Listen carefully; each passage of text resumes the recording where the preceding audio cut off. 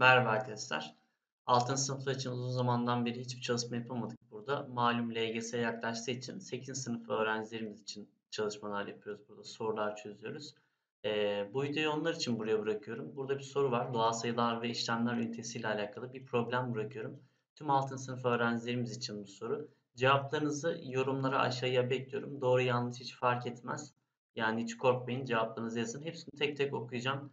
Cevaplandırmaya çalışacağım. Çözümünü bir sonraki videoda yapacağım. İlk doğru cevabı veren arkadaşınız da çözüm videosu yaparken burada açıklayacağım. Şimdiden hepinize kolay gelsin. Görüşmek üzere arkadaşlar.